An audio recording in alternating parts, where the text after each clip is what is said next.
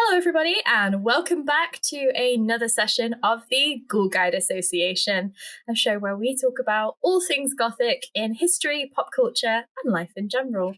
We, of course, are your Ghoul Guides. I am Lauren. And I'm Mary. And today, Dr. Mary Misgowan has got a very fun topic for us.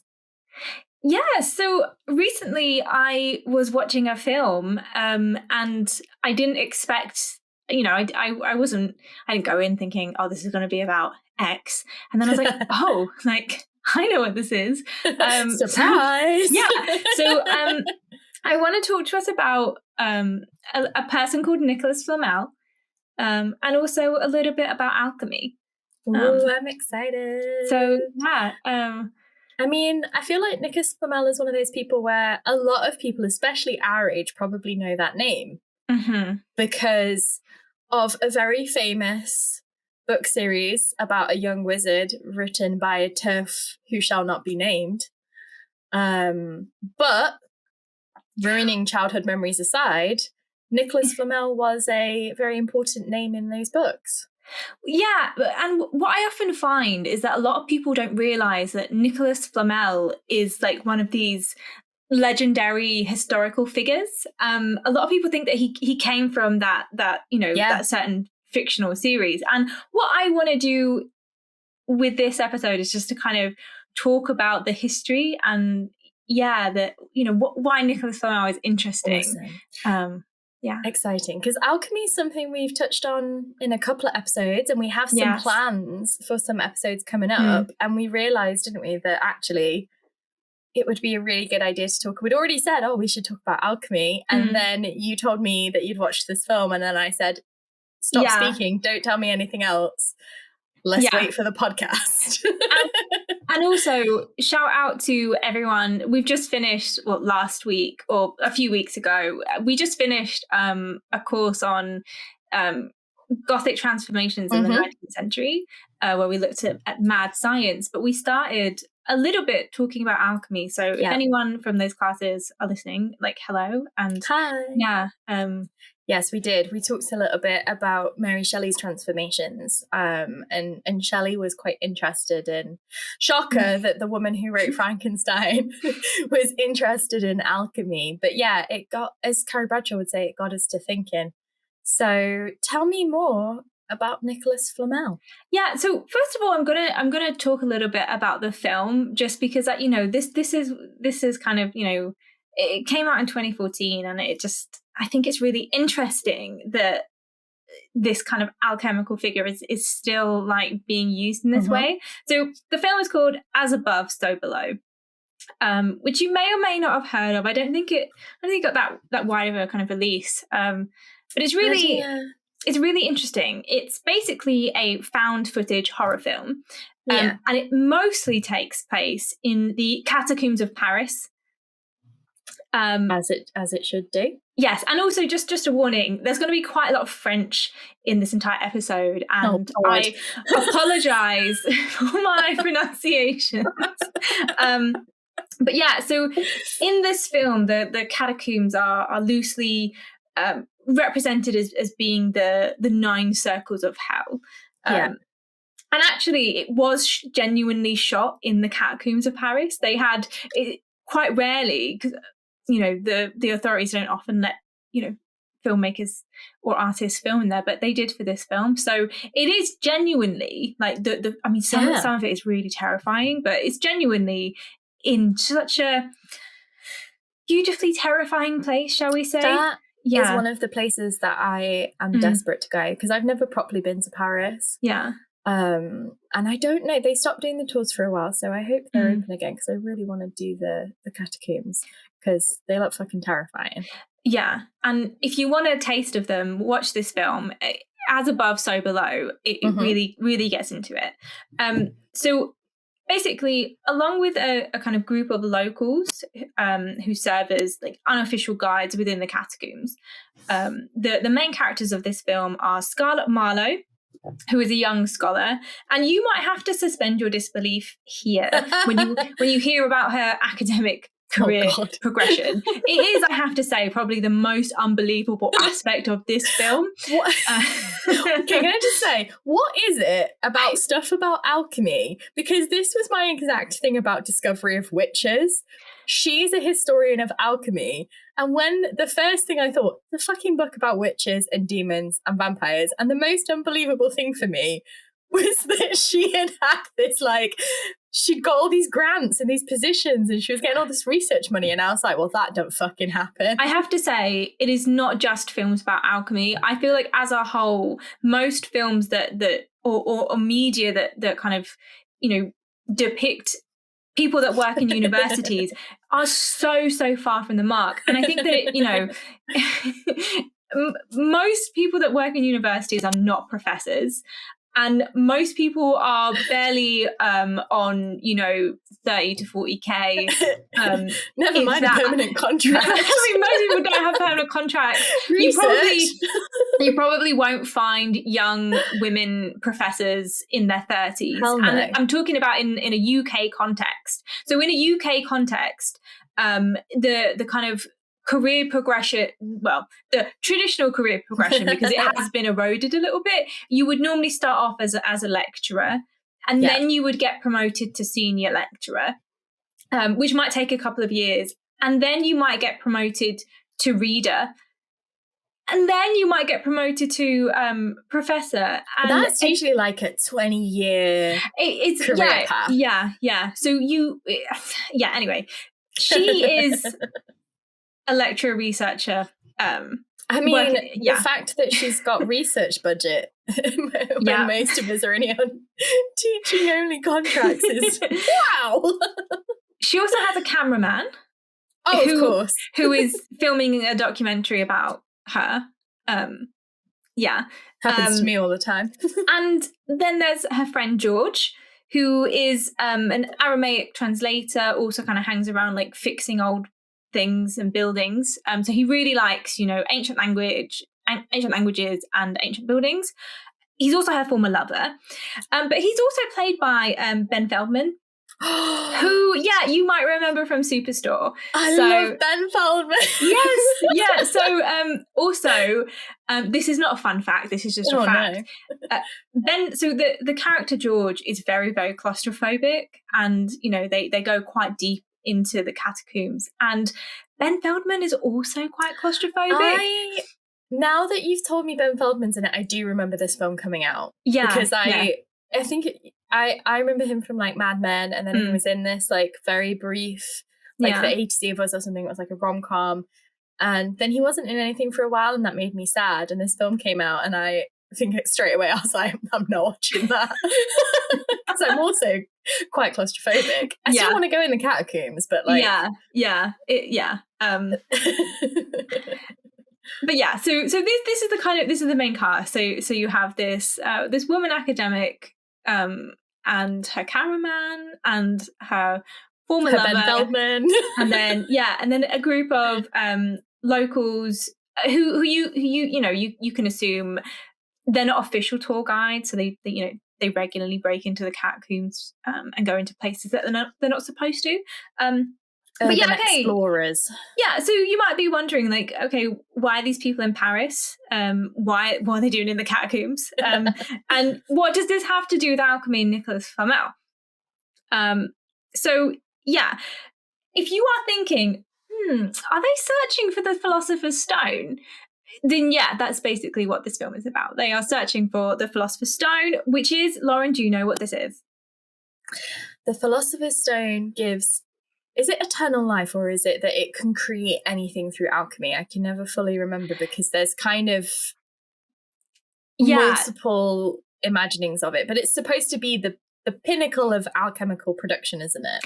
Yes. So this is it's not the only thing that alchemists are trying to achieve, or that they're trying to strive for, but it is, as you say, it's the pinnacle of kind of like alchemical discovery. And essentially it's a kind of stone or material that has two kind of uses. One, which is to create the elixir of life.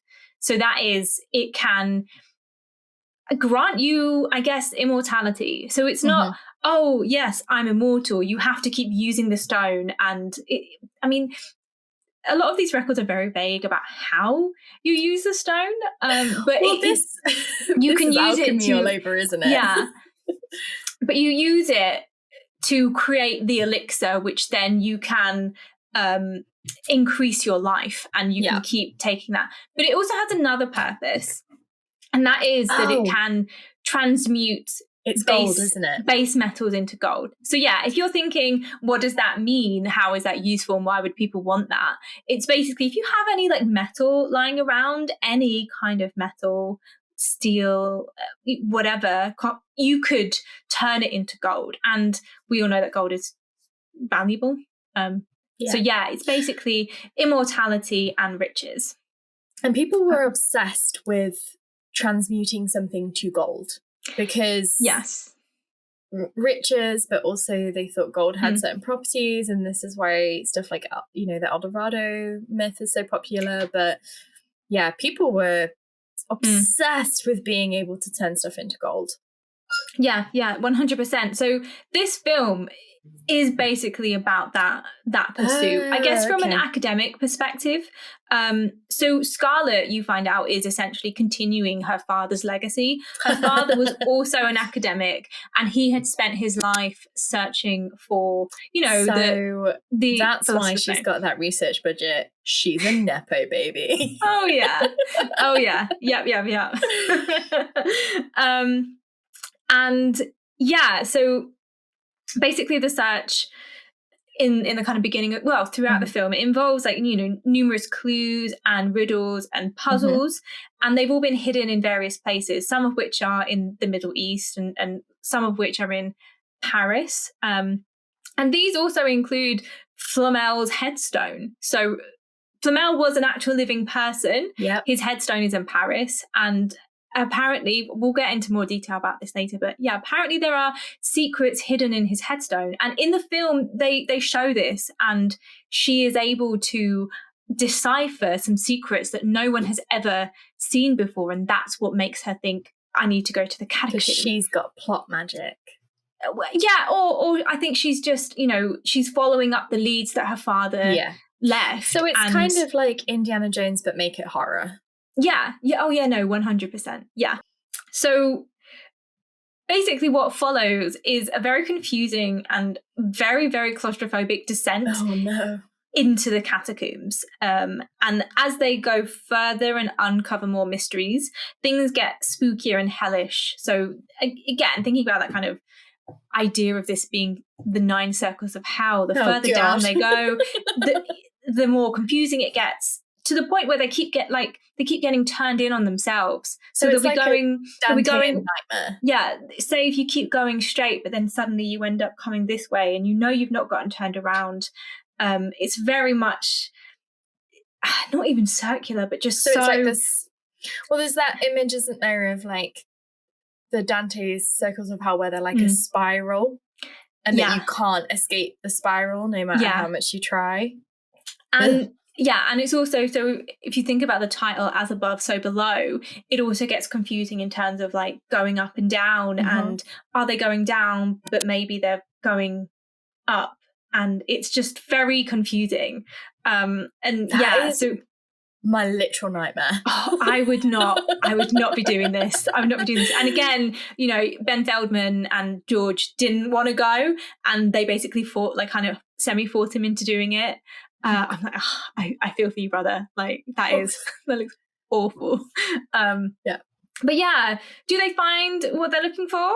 And just who is that mysterious Templar knight-looking man who is seemingly perfectly preserved in a hidden underground tomb that no one has apparently seen in centuries? And so do any of them make it out alive? These are questions that I am not going to answer. You will have to watch it to find out, or Laura and I will tell you afterwards. I will read the Wikipedia, because that's what I do. Although, an unaging temp. This is someone literally was like, "Oh, you know what? I really enjoyed Indiana Jones and the Last Crusade. I want to make it 70 times more horrifying." Yeah. Cool. He's literally just laid out on like it's like a tomb. He's like on a stone slab kind of thing, you know, with his you know. It's like, I can picture it, but I really loved that explanation. Yeah. Sorry, like with his sword. Sorry, I realise for everyone listening, I was clutching a sword in that kind of death pose, I guess. Yes, the classic knight. Arms in front, sword held on the chest, in death's repose. Yeah, but not. Yeah. So that's the film, and I basically watched this film, and as someone who has researched alchemy and Nicolas Flamel, I was like, there's so many references here that I get, that I went, you know, like, oh yeah, I was like, of course it's in Paris because Nicolas Flamel lived in Paris, and of course there's stuff in his headstone because like there's loads of like legends about his headstone, and the whole like rose cross kind of decipher thing, like of course, because this is all about. So I just want to let you in to some things that I know about alchemy, and like maybe if you're interested you could watch this film if you want, or you know, just maybe go and see what like you can find in there. See what you can find about. Read the plot on Wikipedia. Okay, so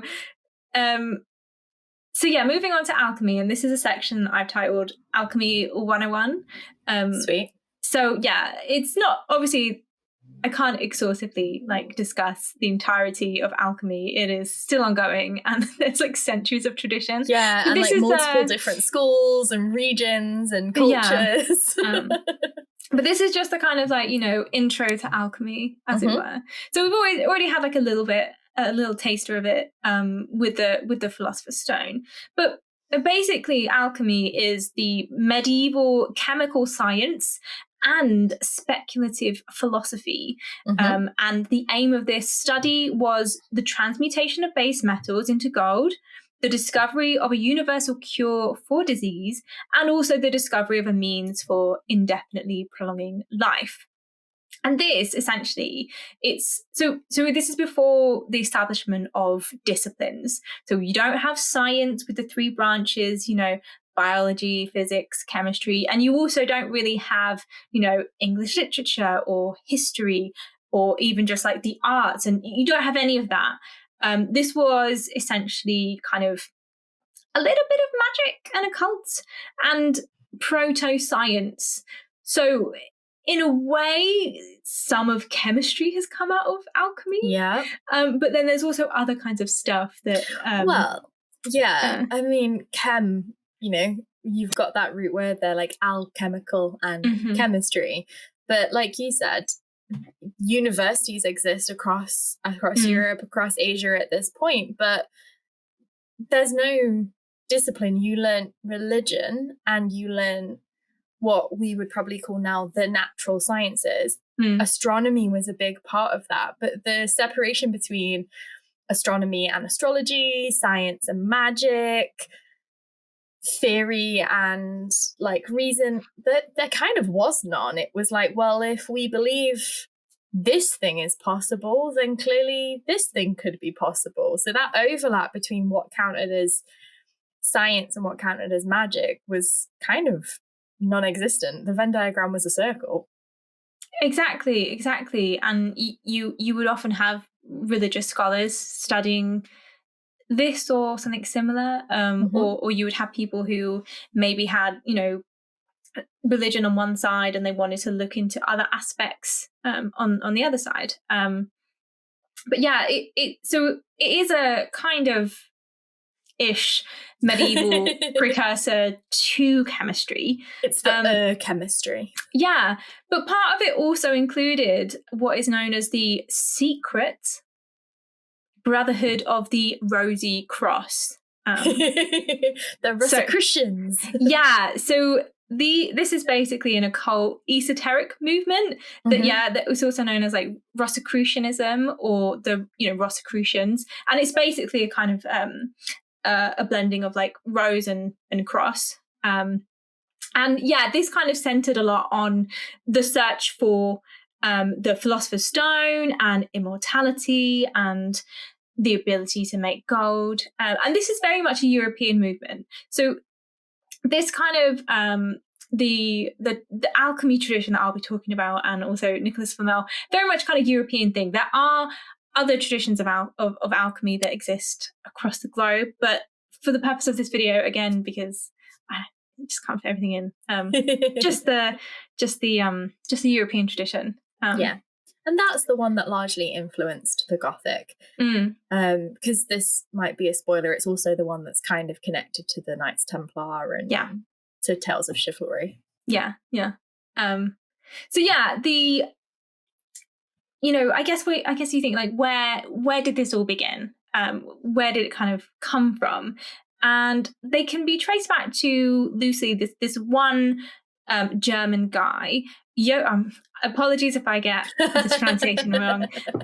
Johann Valentin André, who was a Lutheran, a Lutheran theologian, and his family arms had the symbols of the rose and the cross. So it makes sense. This has kind of come from him, and these are also really important kind of Christian symbols because they have connotations of, Christ dying on the cross, where the rose is also kind of symbolizing the blood that was spilt, it being blood stained, and on obviously the cross. And these kinds of symbols were used by Martin Luther himself as well. And so Lutheran theology professes that humans are saved from their sins by God's grace alone, and also that salvation can be achieved solely through faith. And this is also kind of really important to a lot of Rosicrucian traditions, that idea that we can discover the mysteries of nature, but we can do it through God. So there is, in this specific strand of alchemy, there is a very kind of very key like undercurrent of kind of Christianity and Christian symbols, and that idea, at least in the very beginning of, that we're doing this, but also we're doing it through God and through faith.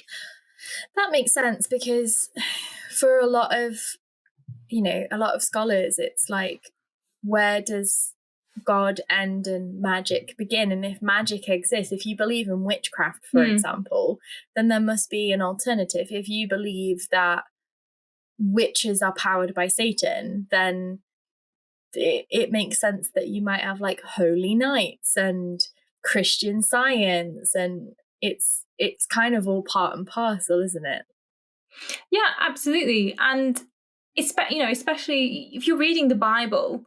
So if you are someone who is literate, you can read and write, and you've read the Bible, there's lots of stories of magic in there, especially in, what we could call the Hebrew Bible, with, I'm thinking of Moses and Aaron, and they're kind of like, magic off with the sorcerers, the magic battle. But the reason that Moses and Aaron can turn sticks into snakes or can part the Red Sea is because they're doing it through God. So there's this idea that yes, you can perform miracles or unlock the secrets of immortality if you're doing it with those kinds of goals and through faith. Now, there was also, of course, physical documents tied to this movement. So in the 17th century in Germany, there were 3 really famous anonymous pamphlets that were published that have since been kind of deemed to be the Rosicrucian manifestos. So these included the Fama Fraternitatis Rosicrucis, or the fame of the Brotherhood of the Rosy Cross, which was published around 1614. And this was believed to have been authored by Johannes Valentinus André. So, the person that we can trace Rosicrucianism back to. And this purports to kind of chronicle his founding of the secret brotherhood.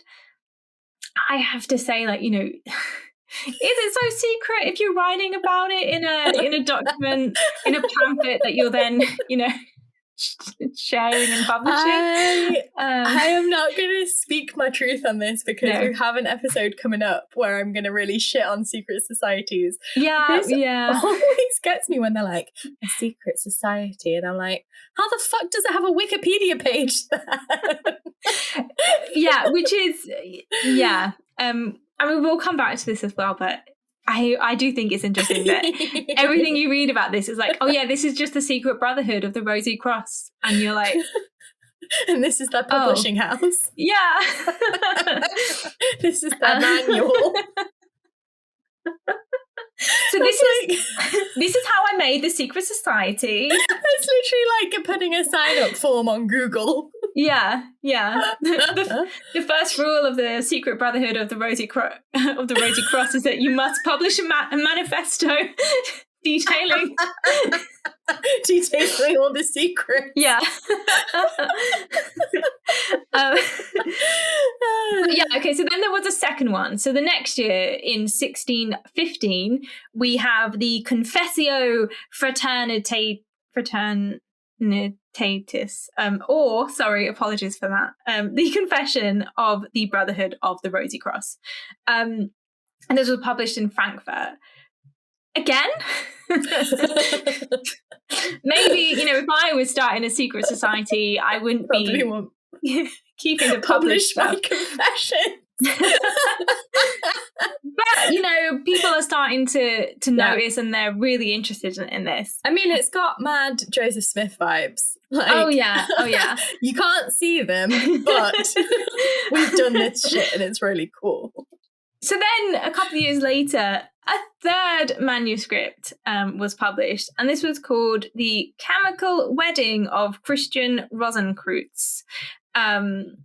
Slightly different to the other two, but Andre did eventually reveal himself to be the author of, at the very least, this third one.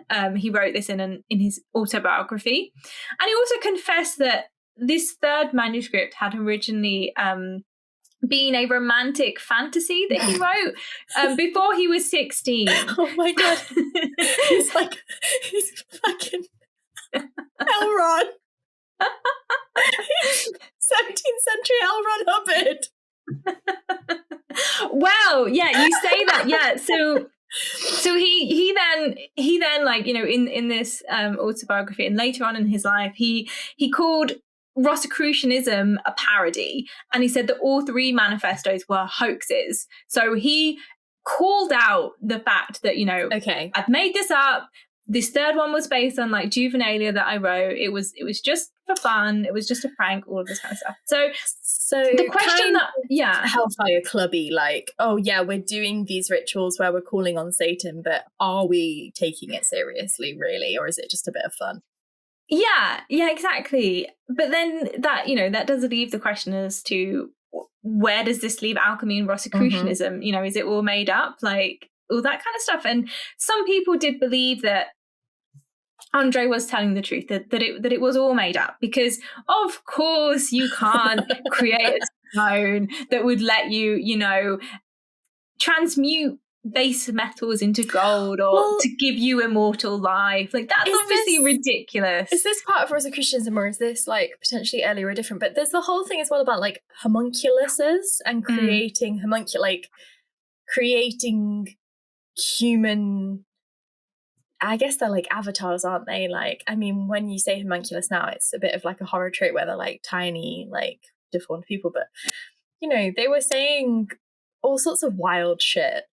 That, maybe in 1200, but not in the 15 and 1600s. People were going to, but definitely not the 1600s.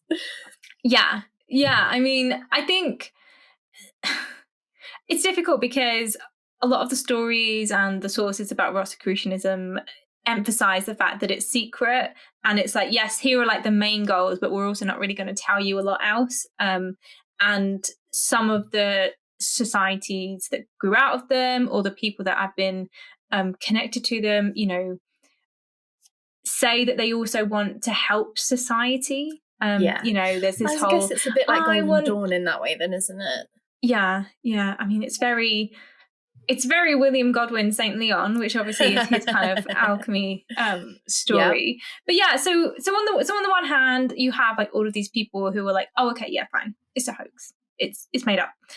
But you know, this is a tradition about secret societies, and you know, it's also about some really mysterious things. You know, the secrets of life, and also, you know, people like to think that they can get wealthy really easily. So, as with all conspiracy theories, some other people suggested that actually Andrea's like later kind of confession was actually a double bluff. Yeah. And yeah, the stone is real, alchemists walk among us, but in secret. And, I think it's just really interesting that like, and I also think that it's really Gothic, because you have in this creation, it's like, here's all of these documents and all of these stories and these real people and all of these claims, and you don't actually know what is genuine and what is to be believed and what's not. And they've got people who are saying, yeah, you got me, I made it up. Are they telling the truth? Are they lying? Well, Dan Brown had to have something to write novels about 600 years later. So, I mean, and I think, we'll talk about this more in your Secret Societies episode, but this is in large part where it kind of came from. Not all of secret society stuff is tied to the pursuit of the Philosopher's Stone, but I don't think you'd have as much secret society. Gothic novels definitely. No, because particularly when we get to modern, and I'll talk about this next time, but when you get to modern ideas of secret societies, going right back to Knights Templar, alchemy and an alchemy tied to Christianity is so... Things like the pursuit of the Holy Grail and the True Cross and the Ark of the Covenant, and you know, there's all of these stories, and it's like, oh yeah, there's this secret brotherhood who have been, you know, protecting it for hundreds of years, and this knowledge has been passed on, and there's this secret mystical art, and this is something that I think, you know, I mentioned it earlier half joking, but Discovery of Witches does this. It rewrites history and puts people like Shakespeare and Marlowe in as part of this tradition. And yeah, people are fascinated by it. It's a really appealing thing to think. And essentially what happens is all the secret societies become meshed into one. So secret societies devoted to the pursuit of knowledge get meshed together with secret societies devoted to satanic rituals. And, you know, the Hellfire Club and the Illuminati and the Templar and the Rosicrucians, they all just get smashed into one big boogeyman that is the secret society. Yeah, I it's really interesting the way that they all kind of like influence each other and are influenced by each other. But then now when we look at, you know, in the 21st century, there's just like a weird like kind of amalgamation of like everything is a secret society, as it were. Exactly. I mean, have you ever been in a I know I talk about this all the time, but have you ever been in a Freemason temple? Because the symbols on the wall are really, really freaking similar to alchemical symbols. Yeah. And it's this whole thing as well. It's like how genuine should we take these groups? Because are they is it just like a kind of a hobby group where people get together and drink beer, or is it something more you know, nefarious? Well, and like to go back to our episode about the Hellfire Club, they were using satanic and bacchanalian and Dionysian imagery, not because they believed that they were doing magical rituals, but because they wanted to emulate what it suggested and symbolized. So even though they didn't believe it, they were still partaking in it, and then it still meant that people could perceive it as belief. And you know, they were literally dicking about in the woods, but they were doing it in masks with candles and Latin chanting and all of the same, you know, sprinklings of aesthetic secret society goodness that have been popping up over the centuries. Where do you separate that? Because, you know, poor Sally walking home from work, if she sees that, she's going to be like, oh, they're devil worshipping in the woods and conjuring shit. Yeah, and from someone on the outside, it looks or it seems, terrifying maybe, or at least a little bit worrying. If you see, imagine if you'd seen some of these manuscripts, you'd start to think, oh, are there? Is there this secret society that's maybe got more power than they should? But yeah, so what I think is really interesting though is that you do have this trend of secret societies, and especially out of Germany. So a lot of these pamphlets were German. So you get stories like Friedrich Schiller's The Ghost Seer, which is very much in that kind of, you're not entirely sure what's happening there, but maybe the events of the novel or the novella are down to this secret society. But in terms of alchemy, and the kind of influences there, a lot of the focus actually seems to be on individuals who are perhaps maybe part of this secret brotherhood and this Rosicrucianism that exists as a collective, but they're very much kind of singular individuals. And that is where I think Nicolas Flamel is really interesting, because he is probably one of the most famous and well known of these kind of legendary alchemical figures. So turning to Nicolas Flamel, Lauren, what do you know of our good old friend Nick? Absolutely fucking nothing.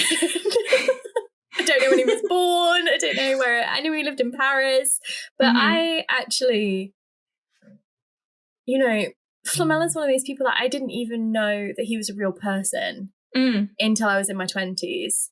Yeah. And like you said, because of a certain boy wizard, a lot of people also thought and that he, was a made up person.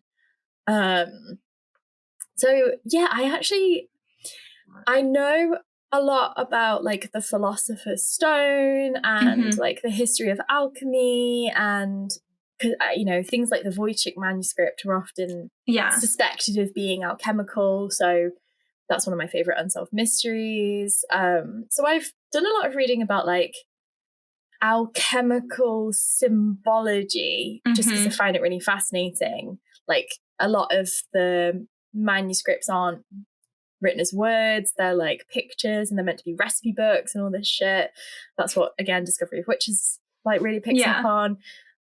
I've never actually gone, who the fuck was Nicolas Flamel? I'm just Flamel, Philosopher's Stone, and I've left it at that. Yeah. Which it's really interesting. I think I feel quite bad. I'm oh shit, sorry. Sorry, old dead man. Nick. Nick. Poor Nick. But yeah, a lot of people only interested in his stone. Well, if you also are thinking, I don't know who the real Nicolas Flamel is, then stay with us and buckle up. Okay, so he was a 14th century French scribe. He lived in Paris, as we've said, with his wife, Perenelle. I don't know how you say that name. Perenelle. And he ran 2 shops, and basically what a scribe would do is he could read and write, so he would transcribe documents, he would write documents for you, he would maybe translate some things. Well, people used to pay scribes to read their legal documents, and if they got a court summons or something, they'd pay the scribe to read it for them. Yeah, so he's not like a lord or anything. He's a regular man, but he is quite wealthy. And the couple were actually famed for their wealth and their philanthropy. So they would often give money to the church in particular. They'd pay for statues, and they would just give to kind of local causes and things like that. Flamel died in 1418, and he was in his 80s, so he did live quite a long time. Yeah, that's almost a full century. That's quite long for. So he basically saw almost the entirety of. When did you say he died? 1418. Oh wow! So he saw almost all of the 1300s. Yeah. And he actually designed his own tombstone. So you remember when we were talking about the film, I said, you know, the tombstone is really important to alchemical legends, and he actually designed it himself. And it very prominently features carved images of Christ and also Saint Peter and Saint Paul. And I think you can still go and see it. I think it's in one of the museums in France. You know, his Nick and Perenelle, you know, a lovely, nice old French couple who owned a few shops and gave money to charity. Aww. Where's the alchemy? You know, I'm sure we're all thinking that. And there is alchemy, but it's not really until the 17th century that we start to get these rumors. And basically there were all of these kinds of stories that, like, did you know Nicolas Flamel? He was actually an alchemist. And also a lot of people started to say, oh, you know Nicolas Flamel, that French scribe? Yeah. He actually found the Philosopher's Stone. These stories always massively exaggerated his wealth. He was apparently rolling in all this money. And there were also suggestions that his death had been faked and that actually he and his wife together were both still alive and they were taking the elixir of life. So, I mean, in a way, it's nice, you know, here's this nice French couple and I guess they're just enjoying enjoying immortality together. Oh, it's cute that they were together. I like that. Usually it's like, you know, they're like horrible people. Yeah. And again, you know, as with everything that's, you know, vaguely Gothic, there's always a kind of manuscript involved. Yes. There's got to be a found text. Yes. So in 1612, so this is almost 200 years after Nicolas Flamel died, there was a work that was published and it was called Livre des Figues Hieroglyphiques. Yes, this is the one that I've been thinking of the whole time. The Book of Hieroglyphic Figures. Yes. And this is an alchemical work that was posthumously ascribed to Flamel. So this work was published and then everyone was like, obviously Flamel wrote this. So there would have been like rumors and stories circulating before this, but somebody decided, somebody decided to write this manuscript, and maybe it was Flamel himself. Who am I to judge? Maybe, but probably not. The introduction of this work describes Flamel's search for the Philosopher's Stone, which was apparently his life's work. You know, this is 200 years after his death. The first. When would this man have found the time? He ran 2 shops. Well, you know, there was no TV back then. Like, did he have a fucking time turner? Like, sorry. I mean, don't get me wrong. I love the idea that he did. And, you know, I'm not saying that it's completely improbable because he did have the knowledge and the means, but scribing's busy work, guys. It's busy work. Takes time. He did have a wife, though, you know, and I do wonder, you know, maybe as with a lot. Oh my God, maybe she was the alchemist. Well, yeah. Or I was just thinking about, you know, labor in terms of, you know, that's specifically true. Married couples. Like maybe she was the one who ran the shops while he was off doing his alchemy his alchemy thing. She's like, you better fucking find that stone, because if I lived this life just picking up after you and I don't get another one, I'm pissed. Yeah. So yeah, and also what we get in this kind of the introduction to this text is we get the claim that Flamel was in possession of another manuscript. So we have a physical manuscript that was published that is then mentioning another manuscript. And this other manuscript was titled The Book of Abraham the Jew. Of course. Yeah, well, it was thought to be a Kabbalistic text. So there is a little bit of overlap with Kabbalah and alchemy.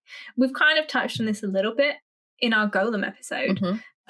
So yeah, if you're interested in that, then go and check out that episode. But for Flamel, though, it's said that he stole or took this book from the Jewish community in France.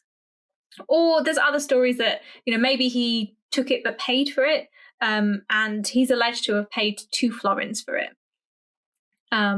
I don't know if that's a good deal or not. I don't know. I was trying to work out how much. I was trying to how much is 2 florins in today's money, and I got either 10p each or $140 each. So either he paid 20p, yeah, or he paid $280. Yeah. Neither of those are a lot, I think, for a book of such renown. I think, please, if you know how much, 14th century florins would be worth, then please let me know, because I'm actually quite interested in this. But yeah, I think I'd probably lean more towards the $280. Yeah. Because I think florins would have been gold. Yeah, I'm pretty sure that 2 florins would have been 2 gold coins. I think. Yeah.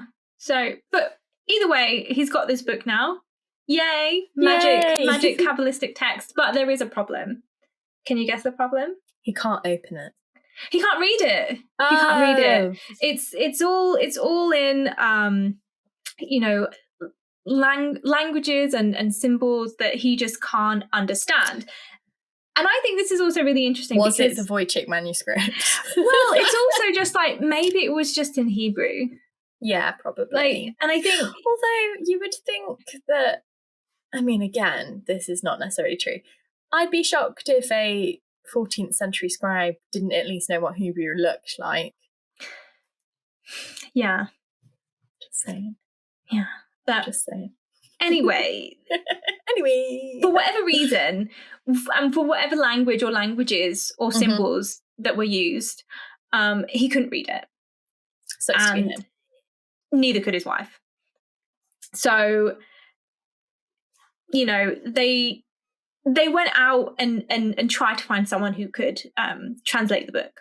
And the other thing about this is that, as well as these kinds of strange letters, it also had lots of really enigmatic pictures. Yeah. So it had a lot of pictures that featured a lot of serpents and weird kind of things, it's really, monsters and creatures and things. And it was just, as well as all of this text, this wall of text that you couldn't understand and couldn't read, what do the pictures mean? So he went out on this mission trying to find someone. He went all the way to Spain, couldn't find anyone. But then when he was in Lyon, he found a physician who was a Jewish convert to Christianity.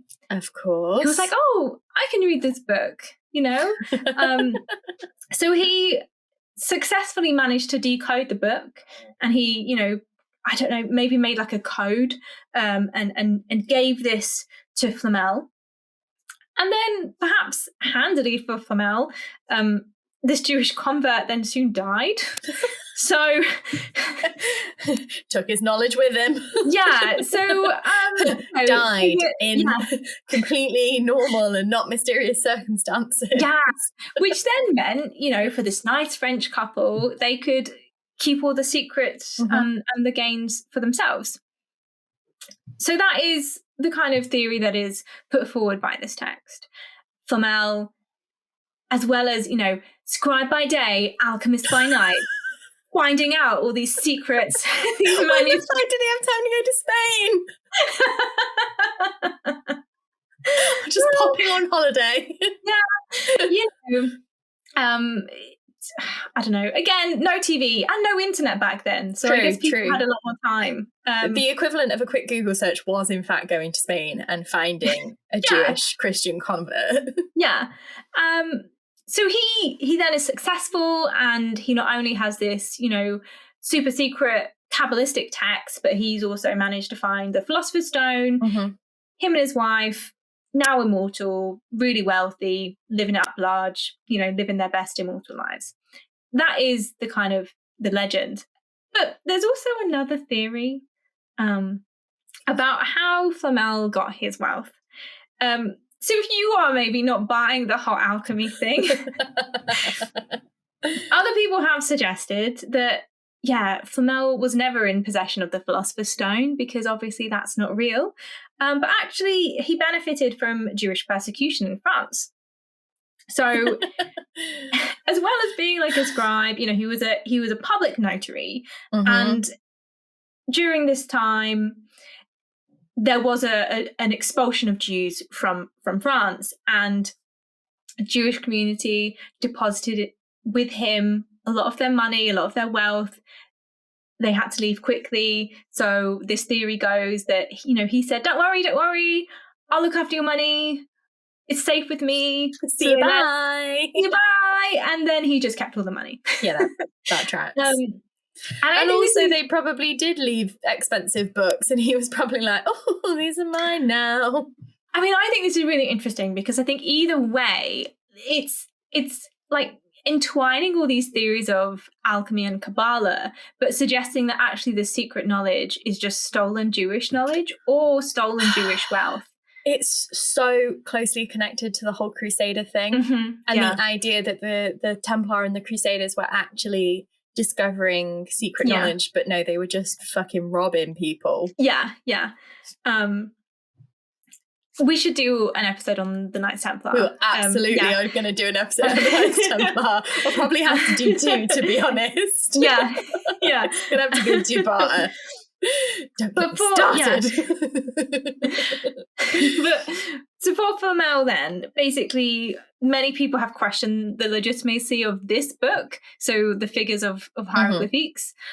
Because, of course, again, it's all tied up in this whole idea of Gothic manuscripts and found documents and whether you can believe what you're being told. Yeah. Is this a hoax or is it real? Does someone believe it to be real? Is Flamel maybe still out there? Nicholas Flamel, if you're listening. Yeah, why have you us at ghoulguides666@gmail.com. Genuinely, Nicholas Flamel and your wife, if you are listening, either or both of you, and you would like to join us as a guest or guests, then we would love to have you. Get in touch. But at the same time, and I think after this manuscript was published, there was like a massive kind of increase in the numbers of people who apparently saw Nicolas Flamel. So you have all of these sightings across Europe, which just kind of seem to bolster the idea that, yes, this man is around. He's everywhere. He's in Spain. He's in France. He's in the West. Just like an old white man with a beard. Yeah. And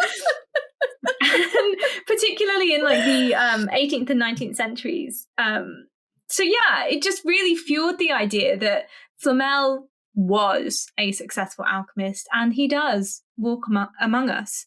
There's also like lots of other fictional works that have incorporated the legend in some way or referenced Flamel. So I think The Hunchback of Notre Dame also has a really famous reference to Flamel and alchemy.